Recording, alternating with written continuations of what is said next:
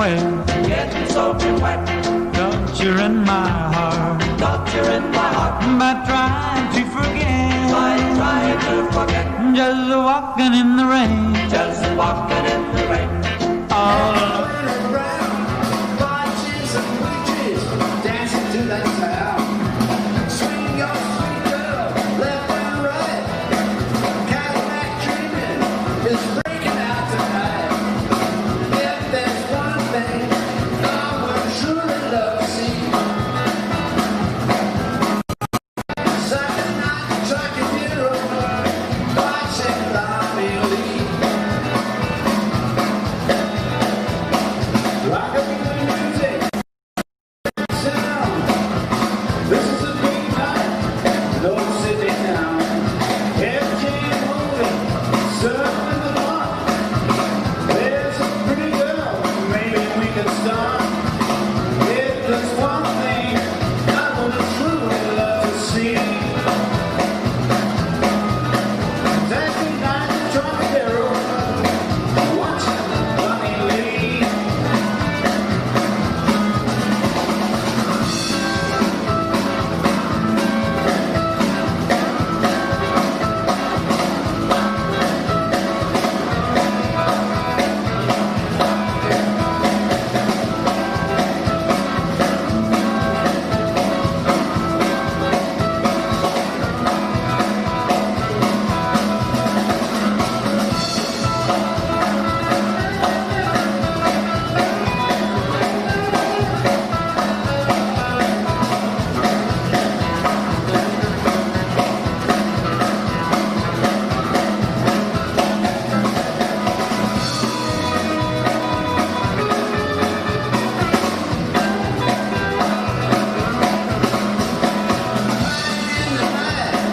Everything's gone wrong. Daddy's little princess's prince has gone. He's out there riding and crying Bonneville. Even a pink fluffy twin set can't keep out the chill. If there's one thing I would truly love to see, Saturday night Trocadero, watching Lonnie Lee. Take my hand, God, I'll stand. Better not take you home late again. Dad gets angry when our clock strikes 12. So then we'll kiss and cuddle all by ourselves. If there's one place I would truly love to be,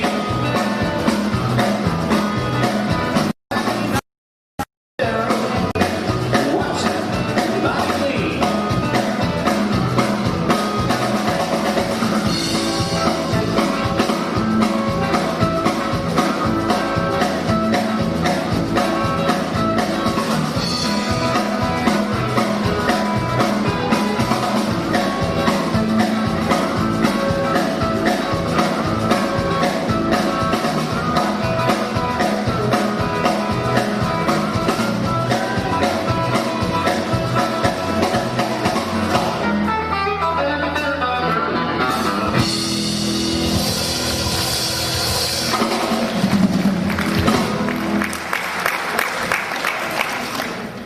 Ladies and gentlemen, please welcome Mr. Lonnie Lee.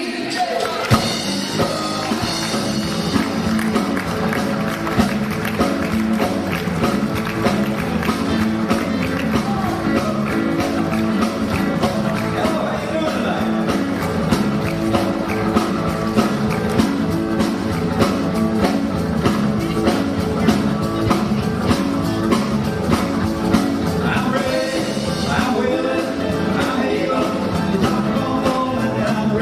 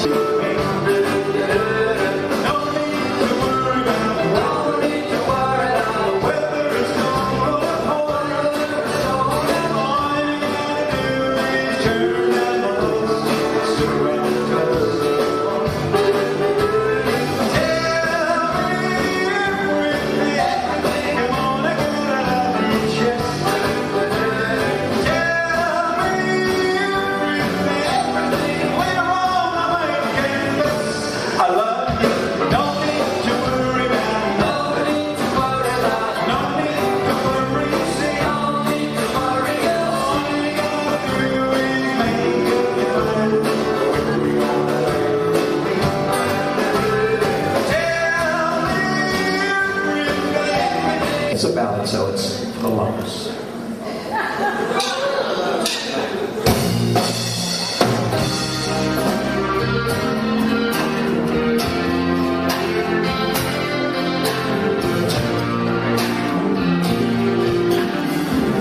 You ask me, did my love hurt?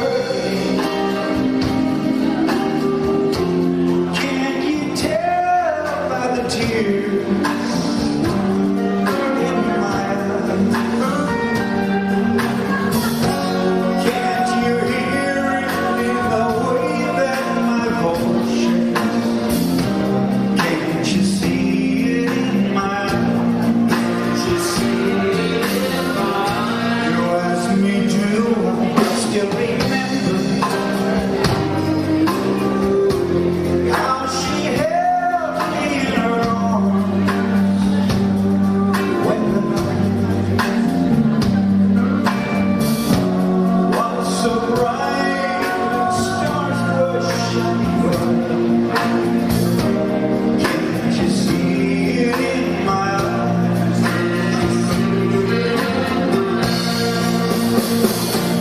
Her kiss set a flame in my heart. Her love, what a feeling so divine. And while I stood in this heavenly world, she turned away and let me go.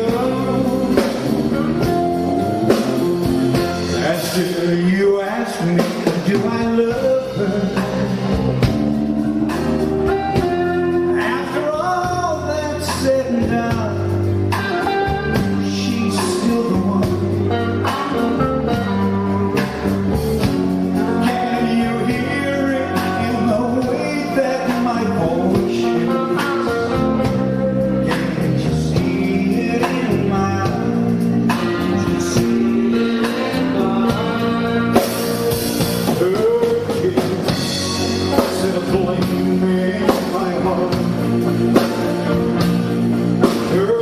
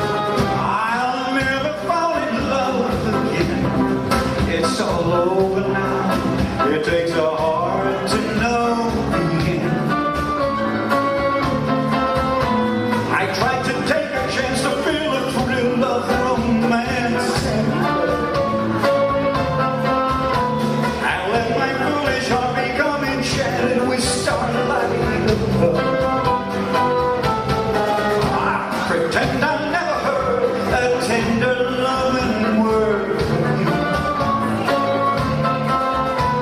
You found another love and forgotten every joy.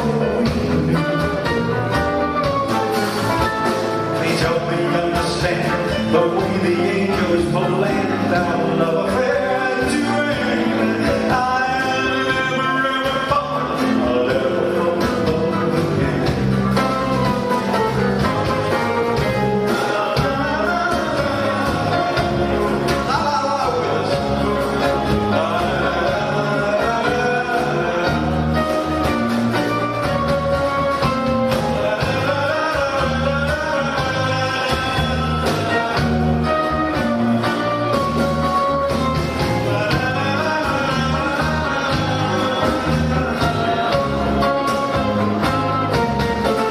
I'll pretend I never heard the tender loving word from you. You found another love and forgotten every joy. Please help me understand the way the angels planned our love affair to end. I'll never ever fall. I'll never fall in love again.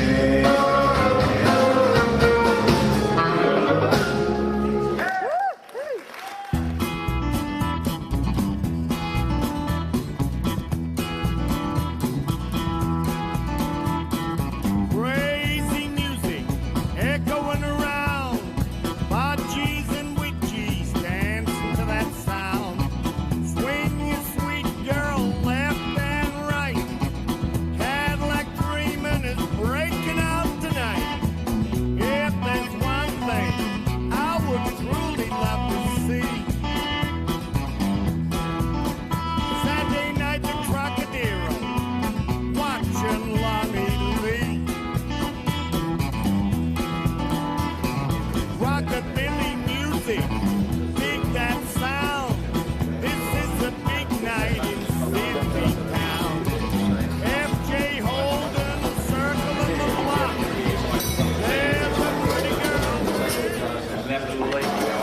Give a round of applause to the very first rock and roll dance organiser before O'Keefe in Australia, Alan Dale.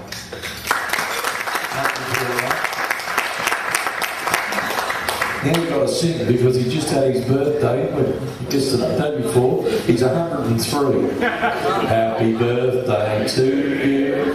Happy birthday to you. Happy birthday, dear Alan. Happy birthday to you. Yeah, there you go, mate. And he gets all embarrassed because he pushes everyone else's barrow but his own. When the rock and roll industry went through a real bad time after the few short years of its heyday, everything only lasts a couple of years, right? And if you're not on top, as Lonnie said to me the other week on the phone, if you haven't got a record on top of the hit parade, you're not eating. But, so nobody wanted to know. Alan pulled so many guys out of retirement to do the Johnny O'Keefe Memorial Show, which found a lot of work for all of our older stars at the time that weren't working, right? And even though he used to be fierce competition with O'Keefe for the dancers, which if we've got time, I think we need to tell you about that, he's the best he's been one of the guys that's plugged O'Keefe more than anybody else.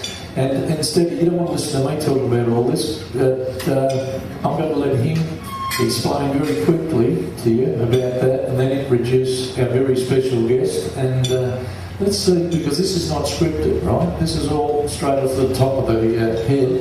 Now, we're not going to do a Jade, are we? We're not going to have Molly Bloody Elster, are we? No, I made a mistake yesterday of introducing Jade, and I said, Jade, you had a semi-hit, actually it was a big thing to really record it, Down in the Riverina. Now, how did that happen? And an hour later, we still didn't know. And to this minute, we still don't know. That was Jade. He had a 2-hour, he gave everybody a 2-hour sermon. This is Lonnie Lee. Oh, You want to call it? no, we don't want Maybe I'll tell you. Don't want him here this morning. This is my good friend Lonnie Lee, ladies and gentlemen. Give him a nice round of applause. We're very gracious. Thank you. Come on. Coming along this morning because he worked last night at Seagulls and did a big show there. He was the top of the bill there last night. It was a wonderful night. But let's just paint a little bit of background really quickly and then we'll move right on to Lonnie because it's his morning. What happened was way back in the year 1956, in November of that year, onto our screens came Blackboard Jungle. And when I saw that movie, I'd previously been singing with dance bands. And I thought, hello, this new music, this rock around the clock, I've got to get into this. So I formed a band that was exactly the same complement as Bill Haley and the Comets. And we rehearsed pretty badly there in the latter part of 1956. And in 1957, I opened a dance at the Maroubra Memorial Hall on the 6th of February in 1957. And I gave each of the guys in the band, I think they got 2 guineas each. That's how the door turned out, and that's what they got. I've still got it written down in the diary. And we went out and we bought some nice blue suits, because in those days, everyone in the rock and roll industry, as you saw from some of that old black and white footage, they were suits and ties, they were all well dressed, even up to the Beatles era. Everybody dressed nicely. Shame on those these days, they look as though they just walked off a garbage truck. But anyway, we did it right. But back then we started the dance scene, and then we had dances around all Sydney town halls mainly because, remember this, there was no Sunday trading as far as buying a drink or packaged beer or anything. Pubs were shut, everything was shut on Sundays. So it was pretty hard to get places to work in. And I'd started off with these dances every night of the week around Sydney, and then O'Keefe started down at Stones Milk Bar at Coogee, and then Cole Joy, of course, he started out at the Capitol War and out at East Hills. And then along came a new group, Lonnie Lee and the Lee Men. Now, you take it from there, Lonnie. Oh, well. Long story, 46 years ago. Yes, a long, long story. Where'd you win the talent quest? That was, well, the first talent quest I went in was Alan Tuohy's Amateur Hour, which you also did, and which Johnny O'Keefe did. This is before rock and roll, and I went on there as, you did an audition, you had to present 3 songs, and they chose a song. And there's a guy called Frank Scott, who was a piano player, remember? Yeah, I remember. Yeah, because there's no band, there's just a piano player. Anyway, so I presented, I liked Johnny Ray at the time, so I sang Cry, and I said, okay, what's another one? So I liked Nat King Cole, so I sang Autumn Leaves, and I said, yeah, okay, that's good, what's the other one?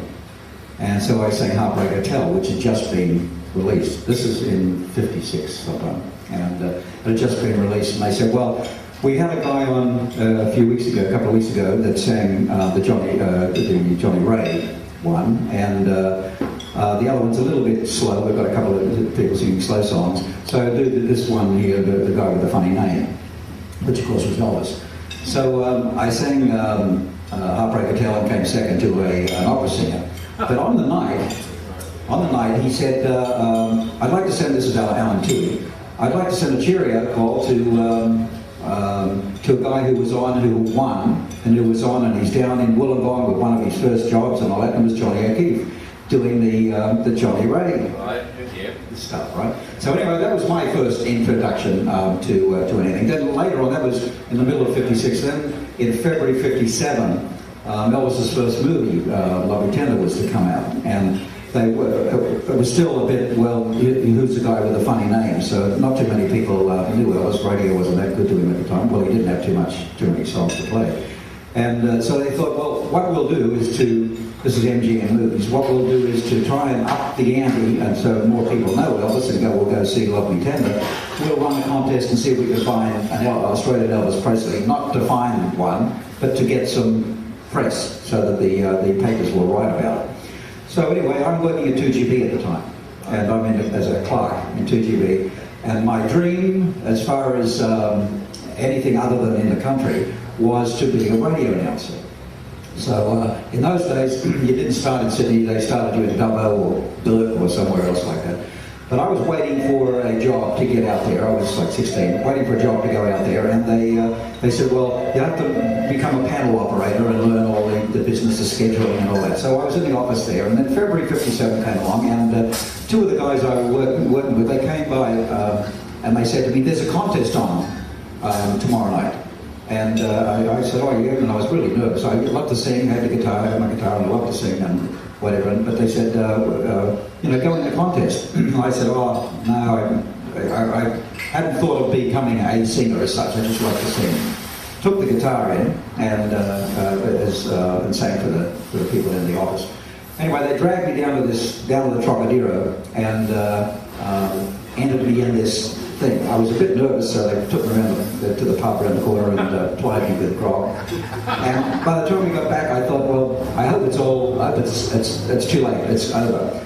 Because they said, you know, we don't know whether we can get you on because a lot of people here want to go on and do it. So I was really hoping that they didn't have me. Anyway, right toward the end, they said, okay, you're ready, off you go. Pushed me out there, and you had to do 3 songs. So I did the 3 songs.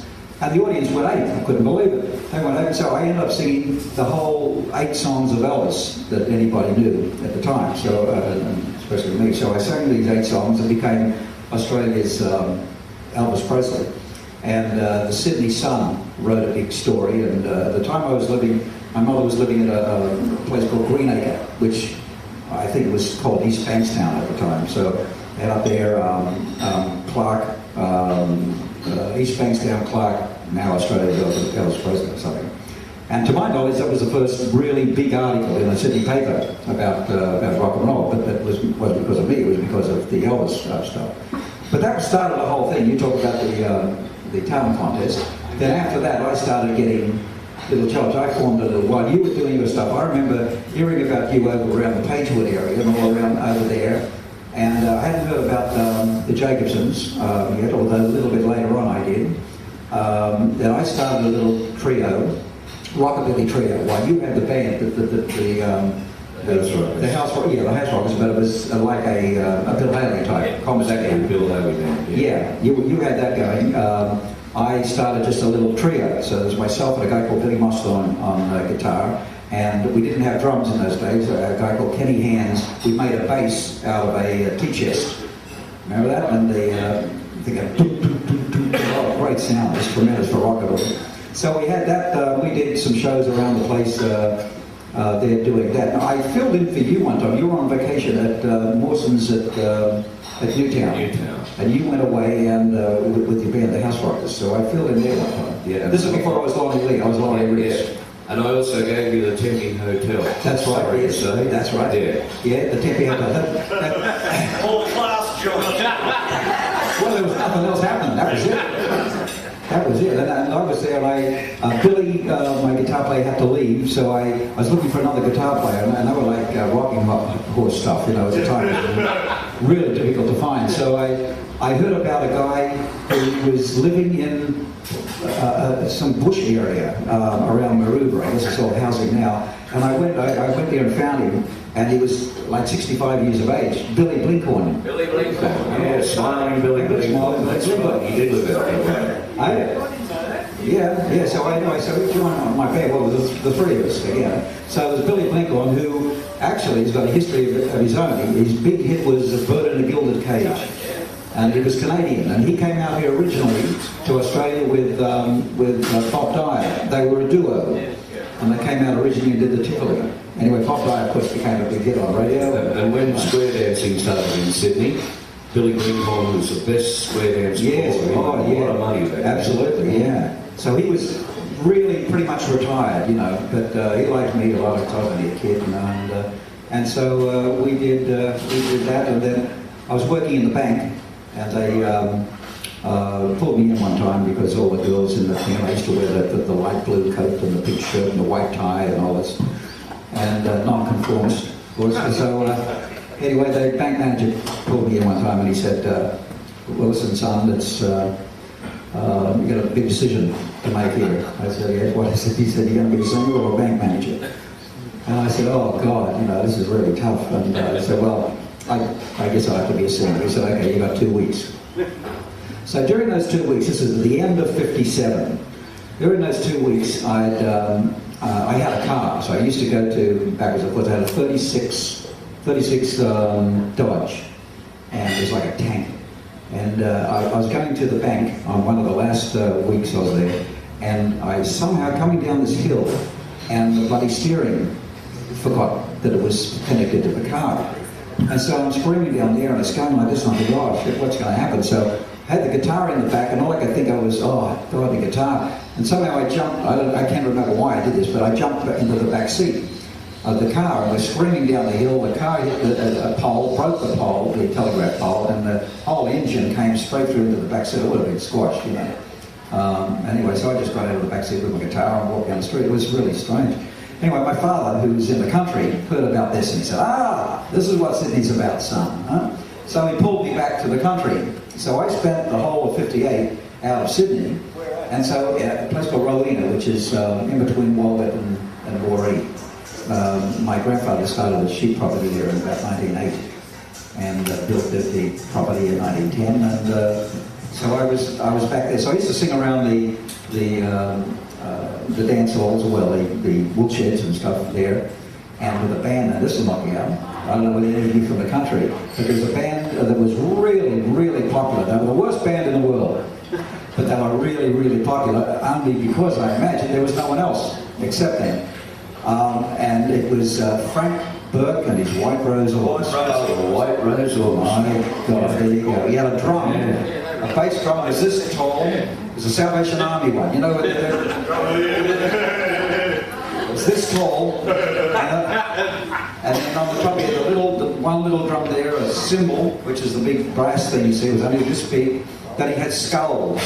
All over the go. Dum, dum, dum, dum, dum. They were the, remember that? Yes, I remember those skulls, or coconuts as they called them. Yeah, and so anyway, he said he was really big. Now I'm telling you, this guy did all the balls all around the countryside, so he was really, really big out there. He had a violinist that was quite remarkable actually, because I've never up to now heard a violinist that could play off tune for so long.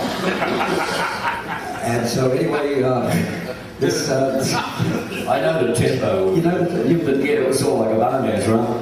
That's it. All night. That's the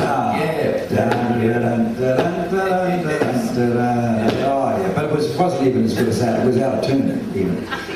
But anyway, so that I was doing stuff there while things were happening, while Alan's empire down in Sydney was getting more and more clubs and more places that, or hotels at the time that you were doing. And of course, Jock was going on, and then Jock got himself into Festival Records and conned his way into getting a contract there. And it started, and then Col Joy started. Actually, well, they weren't the Joys, it was the Jacobson Trio. Yes, that's right. Yes, So it was Kevin and Jacobson Trio. yeah. And then later on, they decided, the lady, what was her name? The lady with the mystic, cosmic lady. Oh, she was a deal song. Yeah. On the tip, Dorothy or something? Yeah, from the cross. Yeah. She had black masses and all that stuff. Anyway, she came up with the name for a Col Joy. Rosalind Came up with the name for Col Joy.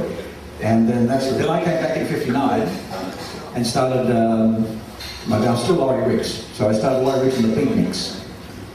Well, 6 o'clock rock would have been the thing. That was at the end of '59, and that was the thing that really kicked me off. And how I got there, I had a fan club. A couple of young ladies from around Peakhurst area started a fan club for me, and so I was playing at a few of the little gigs around the place once again with my little band and little trio. And then she said to me, well, we know Johnny O'Keefe, or we know of Johnny or something like this. And so the next thing I know, she said, we've made an appointment for you to go and see him at his house. So I trot over there. Now I remember O'Keefe because I did not the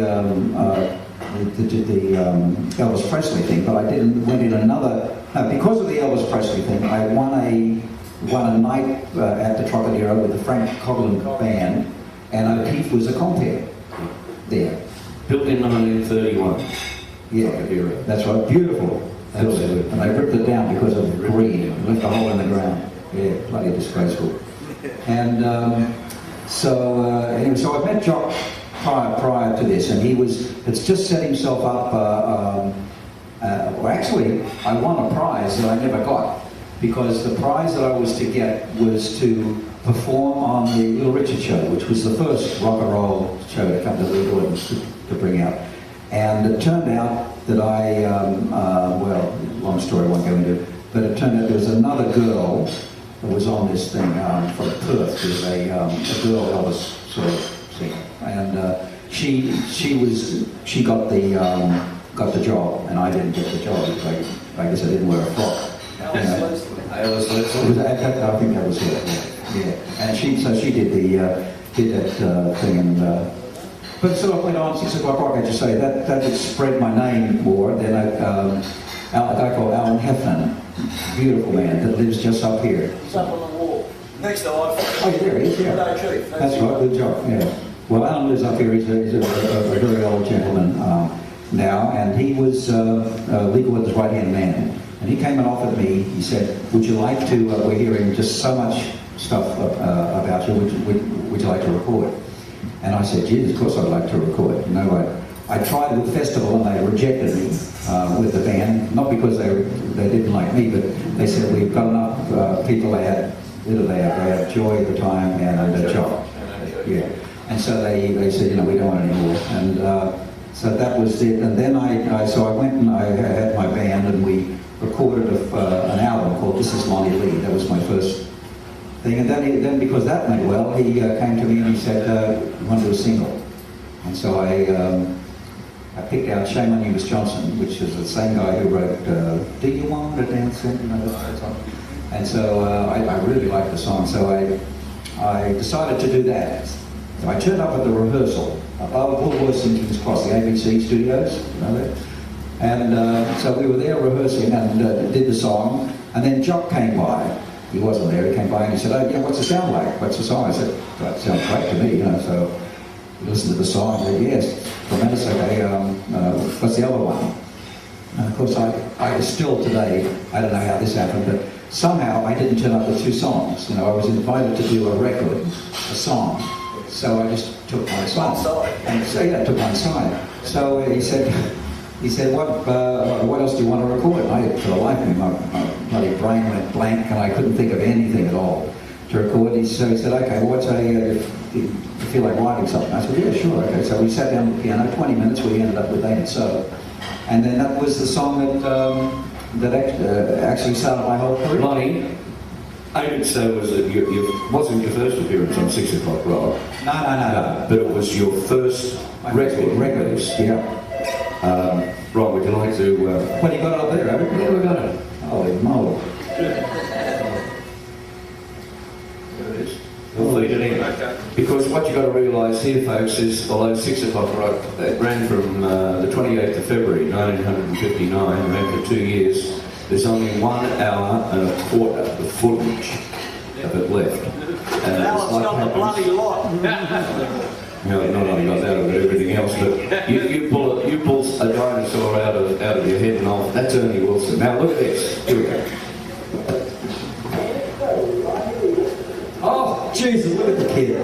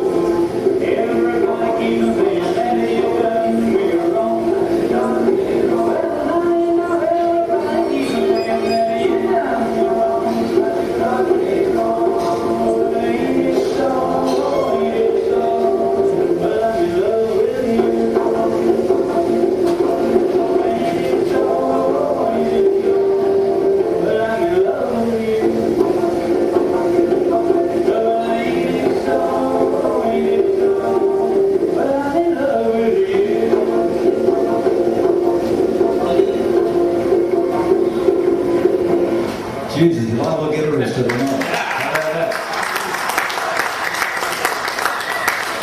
There you go. You're up good looking. You know, one of those girls, Spunk, as the girls say. What do you think of the girls in the petticoats? dancing, yeah. And that was, you didn't mind that? Yeah, didn't mind it either. No. Same line. Yeah, because after that we seemed to get into that rock and miming situation. Yeah, well, that was bandstand because Yeah. we do record it on the Tuesday or Wednesday, and then by the Saturday you'd have to try and remember how you sang it, so you could lip sing it properly, because that's how that started. But 6 o'clock rock was always live like that. Yeah, it was great fun. Now, I got to tell you, this 6 o'clock rock ran for 2 years, and I used to conduct a popularity poll all the time. People would write in and vote for their favourite person. And there were so many people who appeared on it and made their careers out of 6 o'clock rock, there's no doubt about that.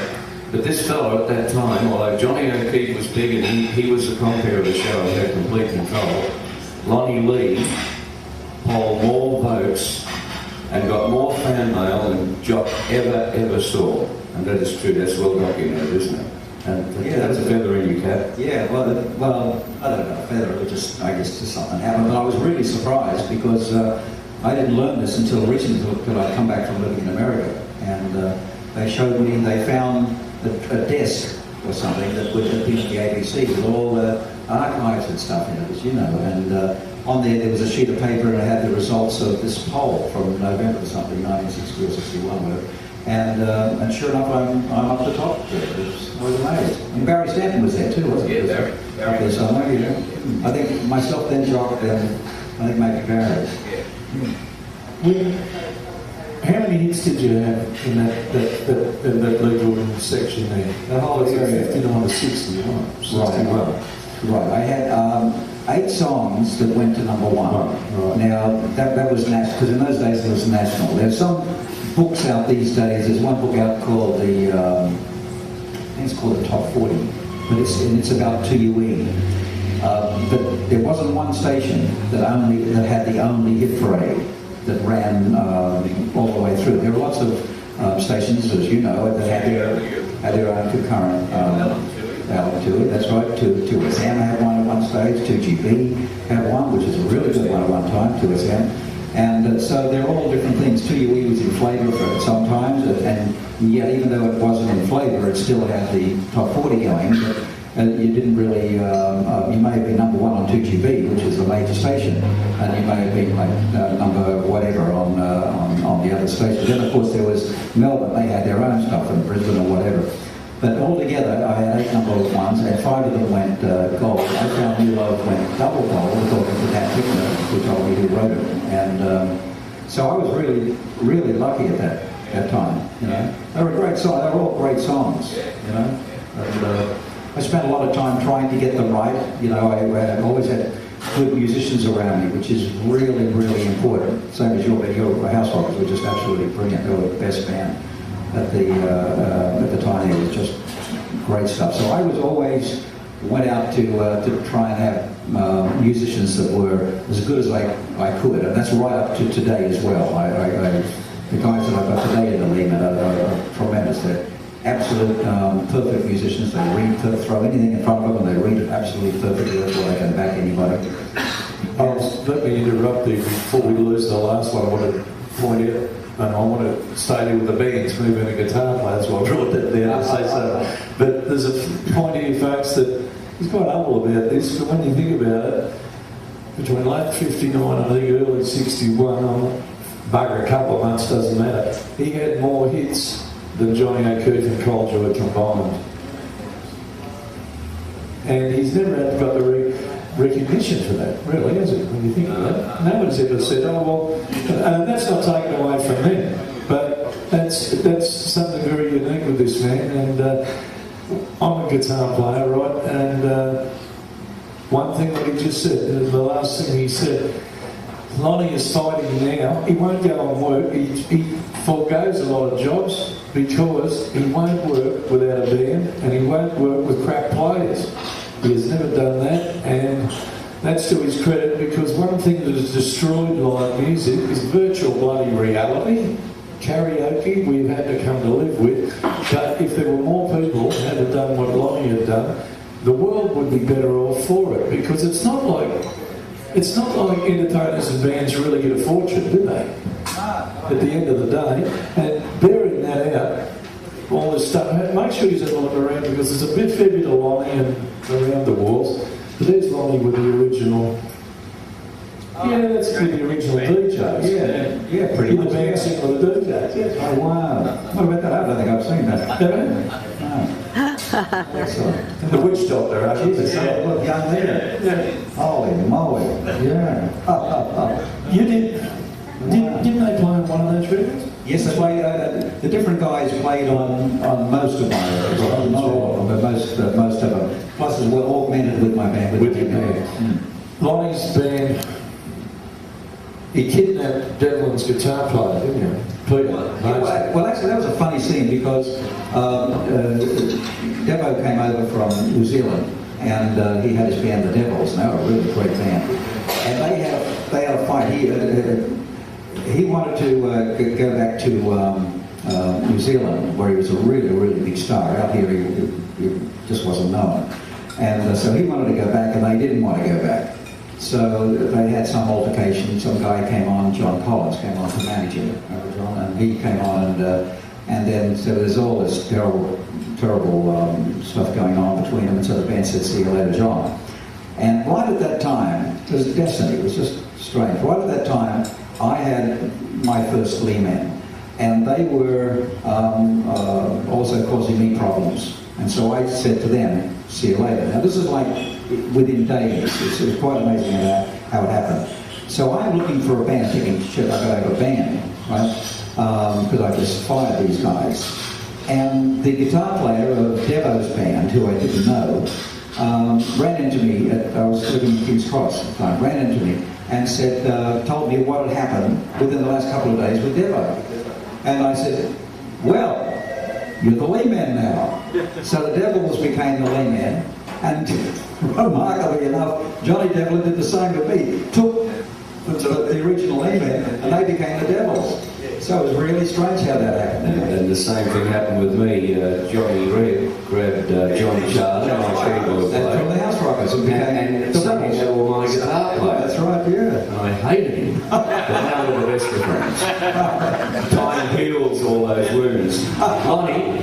Sorry, just one very quick one on the end of that before I forget. I don't know if you've any of you heard Johnny Guitar by the Lee.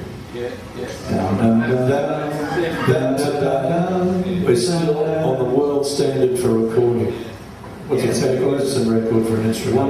It was Australia's first national number one. Yeah. Well, it was from a movie. There was a movie called Johnny Guitar, and Peggy Lee and Victor Sylvester, her husband, wrote it at the time. So, Peggy Lee wanted Peter to play guitar for her. She got a kidnapped back to the States. It's funny, but it won't go there, will it? But Starlight Starbright was written by John Mariscalco. Mariscalco. Right. Okay. Now, Lonnie's just released a new single, which is a beautiful song. It really is. It's one of those ones you hear it once and you can't get it out of your mind. You know, you'll be driving the car and it'll still be there. The themes. Yeah, it's one of those. It's called a good hook.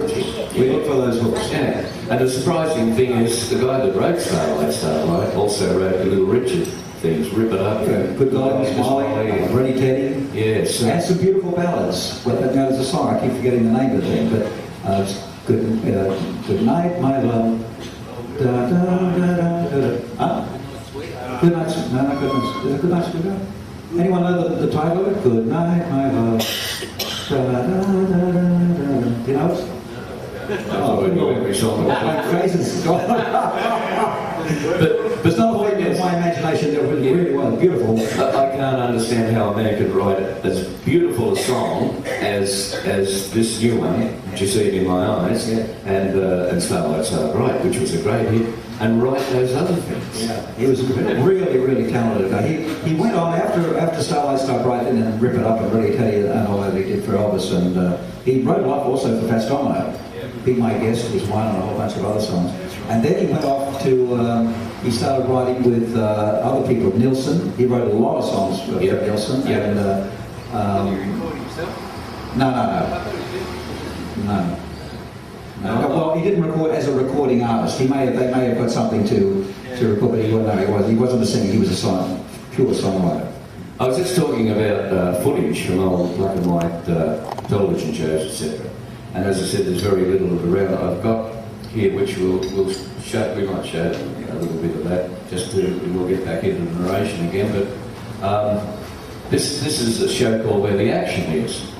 And what happened there? Johnny O'Keefe, of course, he had 6 o'clock rock, then the Johnny O'Keefe show, sing, and then nobody wanted him, and he went on to do Where the Action Is. Now, yeah, before we play this, what I asked you was, you were very close to this. You were there, the car accident. That was Which a lot of people know. Johnny O'Keefe had this terrible car accident out of Kempsey, but you were there. Yes, we're just on the first rock and roll tour from Sydney, country rock and roll tour along the eastern seaboard of Australia. We went right up to Cairns, and it was like a month tour. And prior to that, no one out of Sydney had seen the people that they're hearing on radio, watching on 6 o'clock rock and bandstand. So it was really a new, exciting thing. So we went and did this tour. It lasted about a month. After we finished there, the tour was really horrendous because we hit the monsoons and nearly fell off cliffs, and oh my God, it was just an incredible bloody tour. So we eventually get back to Surfers Paradise. Now, Surfers in those days was just this one street, Carroll Avenue, and there was the Beachcomber, which was Bernard Elsie's Beachcomber. That was the only place that there was, and it was like a house, converted sort of house with floors like this. The stage, it wasn't even as well. No, there wasn't a stage. It's like just flat. And outside there was a swimming pool with lilies in it. Yeah, it's like a big boarding house. And it was, and they all dressed. The girls dressed in Hawaiian things. You know, they did all the Hawaiian stuff. So it was like a copy from Hawaii. But that's all there was. There was nothing else. So we were. Lee Gordon gave us a 10-day holiday as a thank you for doing this tour in Surfers. So while we were there, we played a couple of nights at this beachcomber place, and then when it was up, I had my car there, and John had his car there, and so we decided to drive back to Sydney, whereas the other guys were going back on the bus. So I was in my car with one of my guitarists and who else? And Lou Cash. That's my Jock's guitarist, the Indonesian guy. So they was in my car, and then John had in his car, he had Johnny Green, the sax player, John's wife Jan, and John. Ken Fish bailed out. He said, I can't stand That's right, he didn't go. Anyway, so about 2 o'clock in the morning we decided to leave Surfers Paradise, head back to Sydney. And it was a long haul in those days, if any of you took that trip then. It was a lot of the bridges weren't there, so you'd go over on the pumps and things like that. So anyway, we made arrangements to meet at certain areas down there. So we did one place, I think around Grafton or something, we met there. It was very dark at night. And then we said, okay, we'll meet at the punt at Kempsey, just before Kempsey, on the river at Kempsey. There was a place there where you could get gas and also have breakfast. So we said, okay, we'll meet there and have breakfast. Somehow John sped through faster than me, and we got in about 20 minutes after he was there. And we got into Sawyer's car park there, and so we drove in, and they were just finishing breakfast. And so he said, well, if we won't wait, we'll go on, then we'll see you down the track. So I said, okay, so we ordered breakfast. He caught the ferry over, and the next ferry was like half an hour or something, 45 minutes, and then we caught that. So as we're going on the Sydney side of this river near Kempsey, about 30 miles out of Kempsey, or 13 miles out of Kempsey, was sort of just a little bit out, on this really straight road, and it was just a really thin road. You could just get 2 cars on, one going one way, one going the other, and with the table drain going like this. And I saw this red thing on the left, and I said to the guys, Jesus, looks like a plane has crashed, because there was this big thing sticking up in the air like this. I mean, as we got closer, I realised it was Jock's car, and it had crashed at the end, and there was a big truck full of gravel there, and it was in the middle of the road. So he'd come along like this. The truck it hit on the fender, just the driver's side fender, and then pushed it down there. The ambulance had come, so it happened maybe like half an hour. It was near a little farm. So they just come, and we saw the bodies there, and they put them into the ambulance, and we were trying to work out, is anyone dead? And one said, yeah, 2 of them are dead, and there's one alive. And we thought, oh Christ, who was who? And they did sped off, so we still didn't know. So I'm wandering around the car and getting personal things out of the car. And Lou Cass said, he's got some marijuana. And I said, well, shit, where is it? Where would it be? So he said, I think he put it in a hubcap. So I took the hubcap off the left front there, and sure enough, there was a tiny little bag of pot. And so I took that before the police came. And then we went into the hospital, into Kempsey Hospital, and we said, who died? And they said, no one died, but they were really, really messed up. And so I said, what about Johnny O'Keefe? And they said, well, yes, he's unconscious, and she was pretty bad as well. And so I called his mum, John's mum, who I knew very, very well, and broke the news to her, and then we left to go back to Sydney after about an hour. But that accident was the thing that tipped Jock over, because not so much the accident itself, but he was very, very greatly disfigured. And in those days, cosmetic surgery wasn't like it is now, where it was just everywhere. It was only 1 or 2 people that did it, and it was very, very hard to do. So they got his face back pretty good, but psychologically, it really did a trip. And then on top of that, the drugs that they gave him for the pain, really started him on this long haul. The similar sort of thing to Elvis, just got him addicted. The drugs were just so terribly strong. And that was the he never recovered from that, did he? That's the point I was going to make, and that's why he lost his momentum in television, because he couldn't handle it. But how long was it before he was going between all the surgery, going back, he wouldn't stop doing bloody 6 o'clock roll? No, well, he was doing what he loved to do. It was understandable, because it's the same with me. We got into the industry in those days, like you guys, because we loved to do it. If there was no money in it, we would have still gotten into it, because that's what we wanted to do. We wanted to sing, It was only weeks, wasn't it, when he was back? Oh yes, he was backwards and forwards all the time, and he'd get to where the pressure was too great, so they'd shove him back up into hospital. And it went on for years, right through Sing Sing Sing, 6 o'clock rock, pretty much right the way through. And of course it got worse as it went, because he got involved in more things to counteract the other things that were doing things. I don't want to make this into one of those Jay Burley mornings. Getting down. Hang on, explain to them what we tend to forget. They got no idea what we're talking about. This is yesterday morning, we had Jade here. Jade here, and he started... You know Jade early? Yeah, he got onto the O'Keefe thing, and then he started on that, and how he... We're all nearly dying. Yeah, how he had to clean him up in a motel, and it got worse and worse and worse and worse, and we were all nearly in tears. But the aftermath of that accident, and a lot of people don't know, Johnny Greenham's wife, who was in the back seat, she had a miscarriage. They got back to Sydney, and a couple of years later, she died. And Johnny Greenham, the sax player with the DJs, he was left with a couple of children. And one of the little girls was walking down the back steps and fell over and hit her head, and she died. So it was a tragic time, wasn't it, the whole thing that happened there. Look, what we wanted to do while I was talking about it was just to brighten things up for a minute, and we'll get back to talking to Lonnie. I just wanted to show you a clip here of O'Keefe playing for one of his best.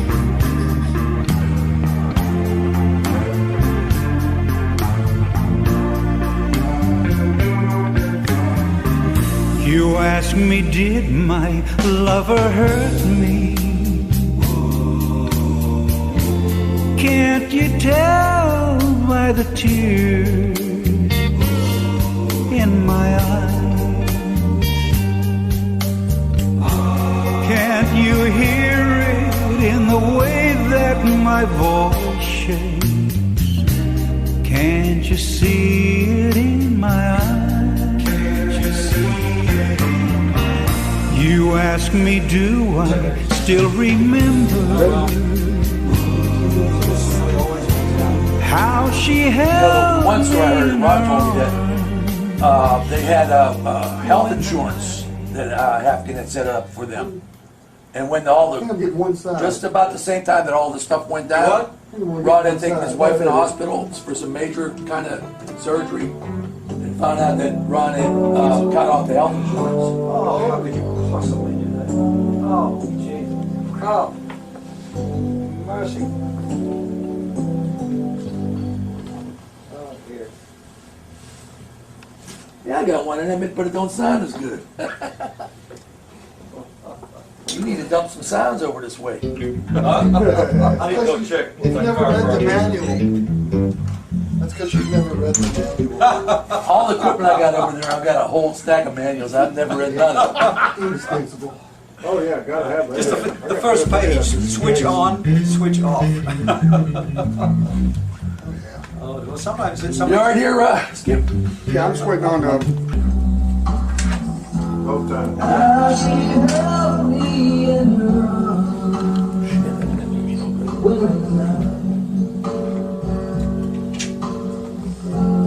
Was so bright and stars were shining.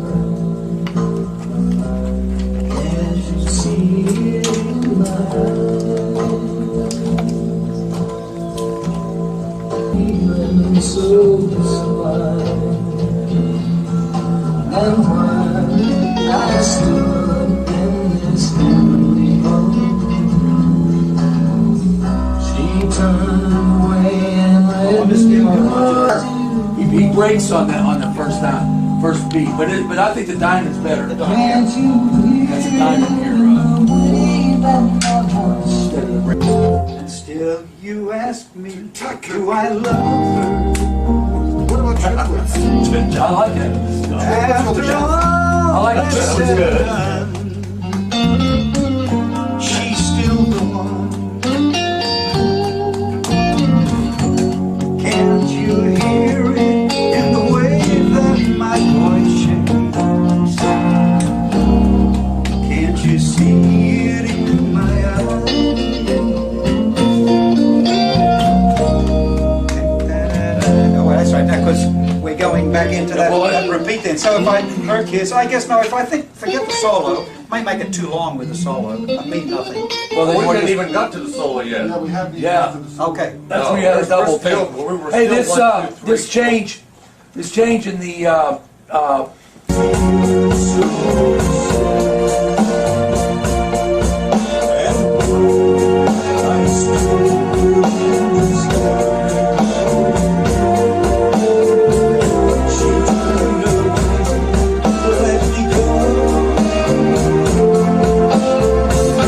And still you ask me, do I love her? After all that's said and done, she's still the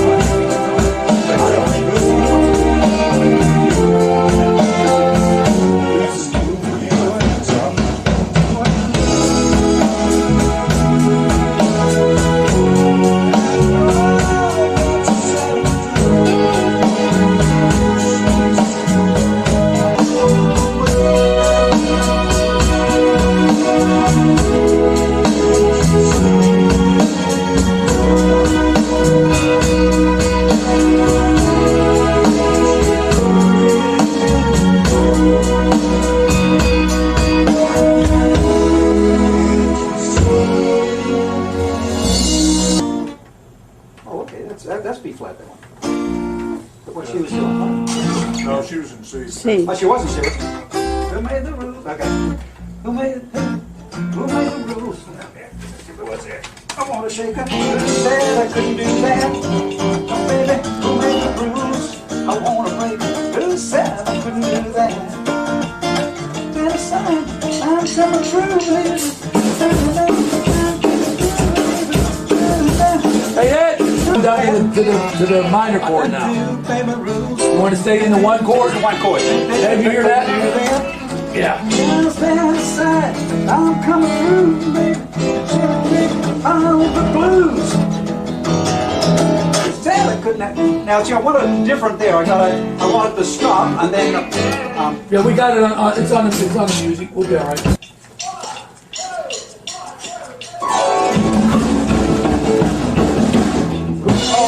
Oh, I'm sorry. Hey, what's on the intro is you gotta look out front of. Oh, is that it? Okay. Yeah, now look. Now when it gets down in off the 5, it comes off the 5.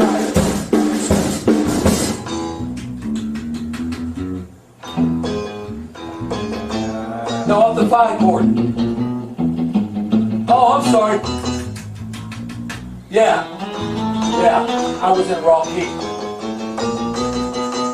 Yeah, the first time I'll break on 1. Second time, it's the second time it's.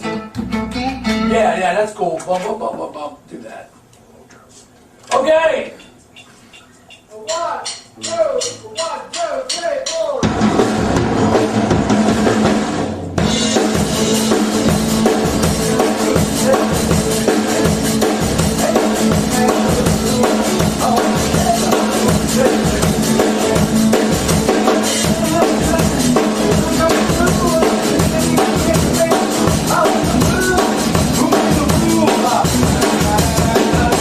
I couldn't do that.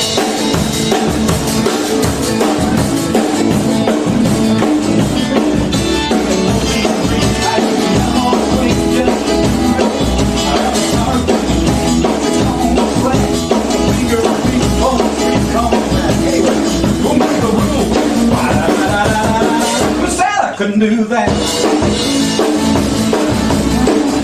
Up the Which one you want? It sounds better to me to do three flat, 2. Alright. Yeah, you gonna hold that last bit? Yeah. Da da da da. Right. So it's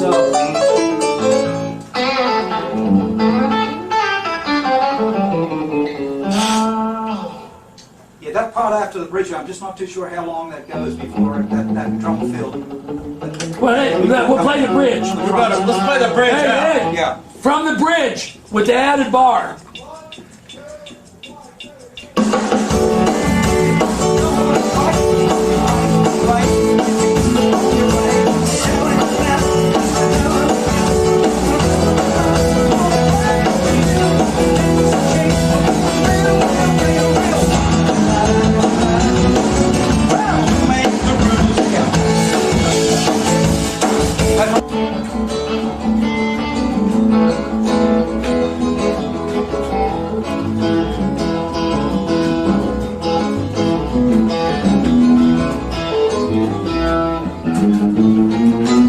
That's weird, man.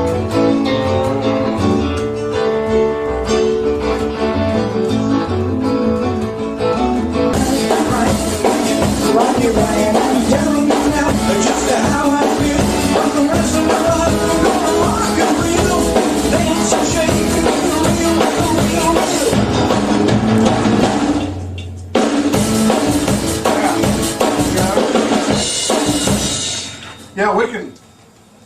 See, I stopped there singing, period. That's Yeah, we can go right into that solo. Just take those 2 bars before the solo out, Ed. Okay.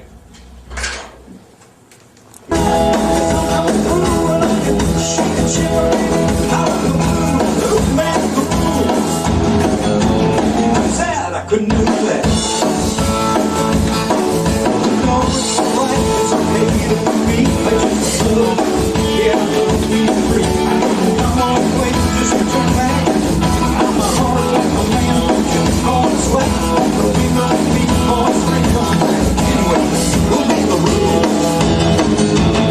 Sad, I couldn't do that.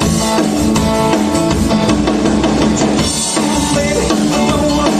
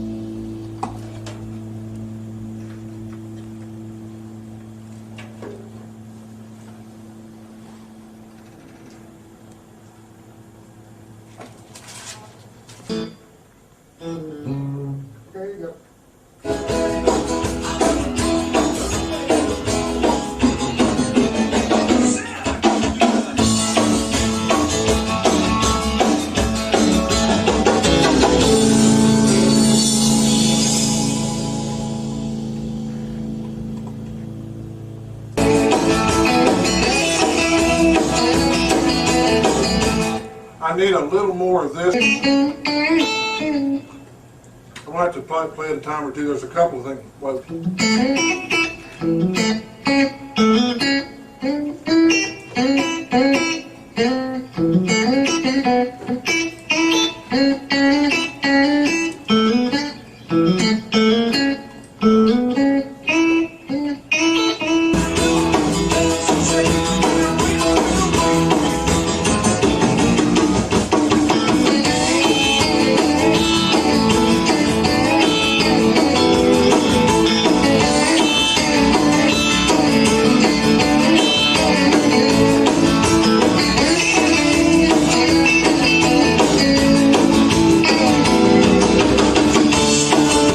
still.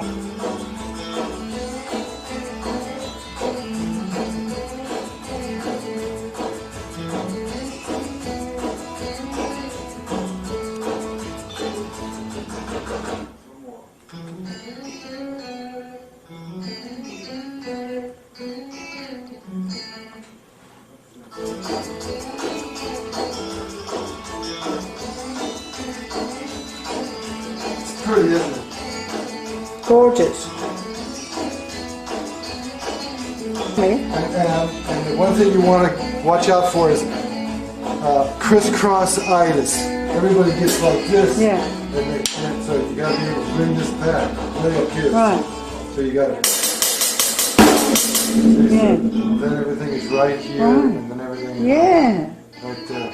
It's cool. No criss.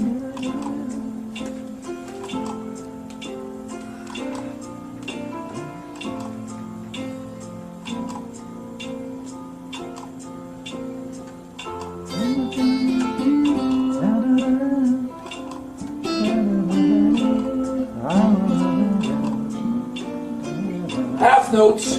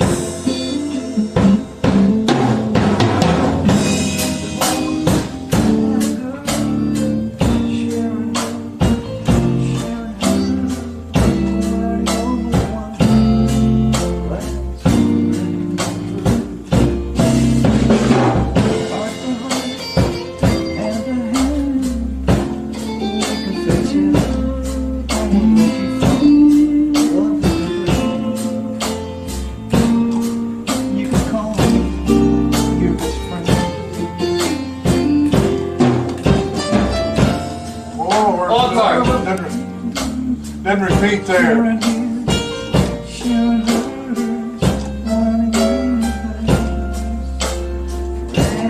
Retard.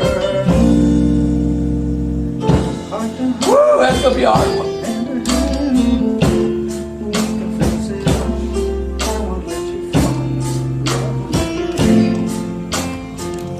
Now, we can add some nice strings too. We got the black. I can add another part. It won't take, now here's what these are more like. Right there, yeah. These are like, We really these got are the real high tones now C. sounding good, all even and everything. Yeah, cool, man. Oh, Bob, That's right, Yeah. they're really out there, aren't you they? got me in? I can play it down here. Sure. Be great. I'll tell you what, You know, I mean, we can add another. after the tom pickup, We can add another part. it's the, Beautiful, cool. Oh, did I bring my lipstick? I hope I did.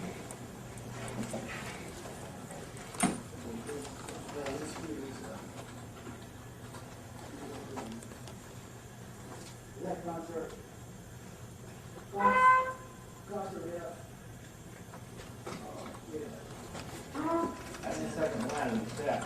I'm just trying to say piano or horn. I know, this is kind of weird, but, and also here we got, rather than guitar, we made a 2/4 here. And then a 4/4. This chord again, once again, is the C.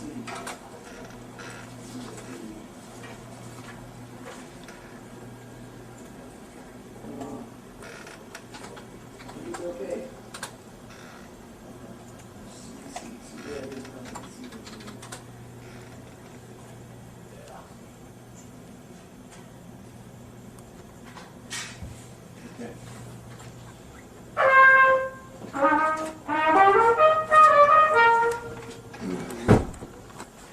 I don't know if we're going to record this. I just want to find all out. right, all right, I got you.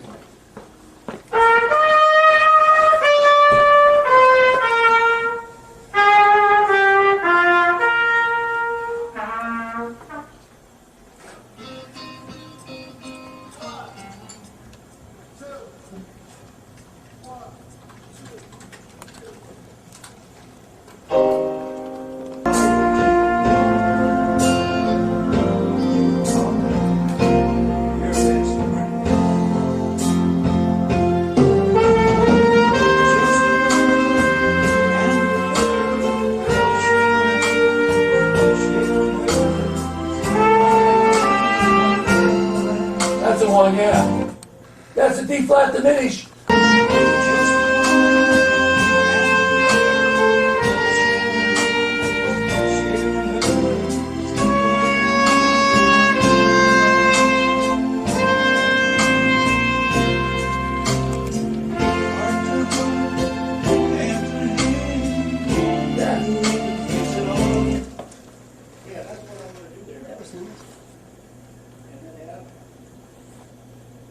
I'm not sure where that's at. Oh, the D flat, yeah.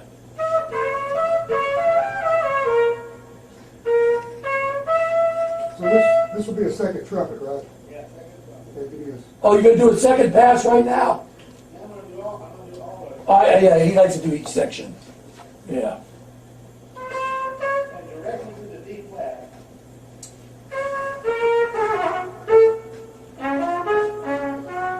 Okay. Here we go.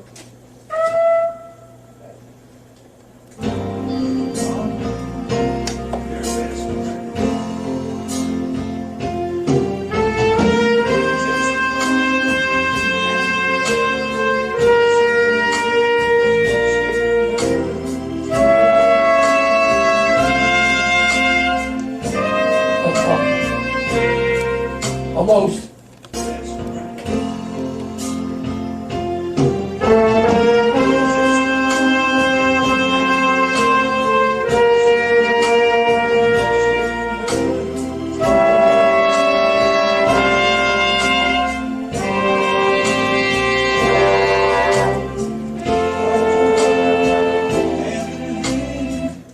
We gotta get the diminished chord sounded wrong. I don't know. Can we punch him in right there, or just do the whole thing? Huh? Is there a C in the D flat diminished? Yeah, G, yeah. So I can play that? It's actually yeah, you can play the G, and you can either go down to the F or go up to the A. G, A, and then and right up to the B flat for the last bar. And B flat in the last bar? Yeah, yeah. Okay. So I'm gonna play,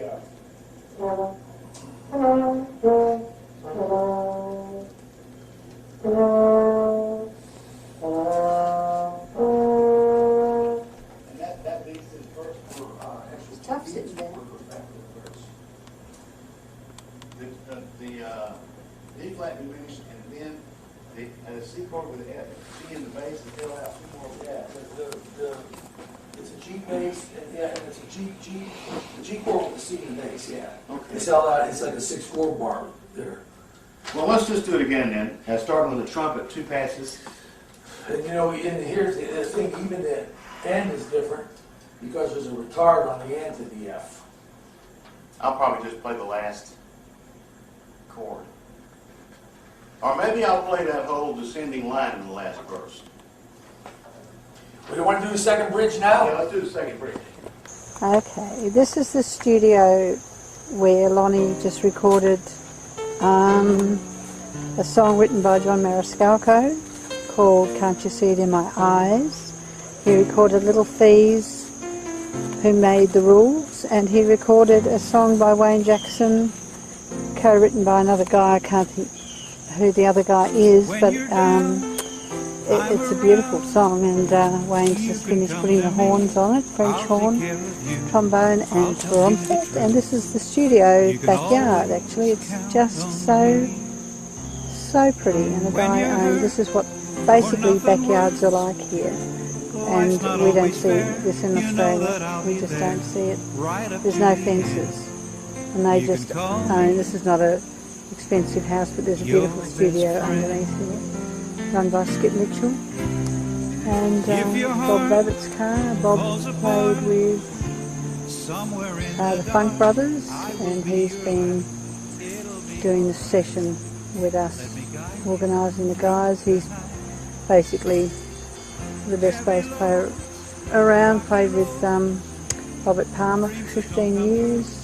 That's Wayne's car there, and Wayne is Memphis Horns, and played with everybody from Marty Robbins to Aretha Franklin to Billy Joel to Sting to unbelievable, just amazing guys, and just wonderful sessions. They did a great job. But this is the yard, and it's just so beautiful. They own from here, the house across the creek and just up there a little bit further. So, and funnily enough, it smells a bit like India. But I think that's because it's sort of damp, humid weather, damp and humid. Very pretty, very pretty. And it's about 4 o'clock in the afternoon on September the 7th of May. Sharing his, sharing hers, learning only one thing lasts forever.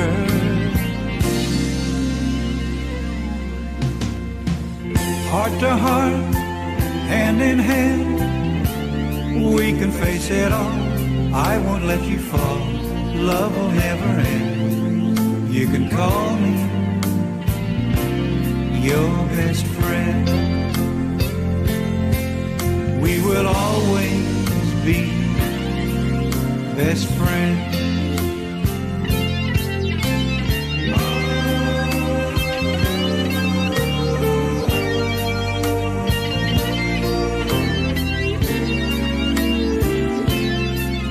We will always be best friends.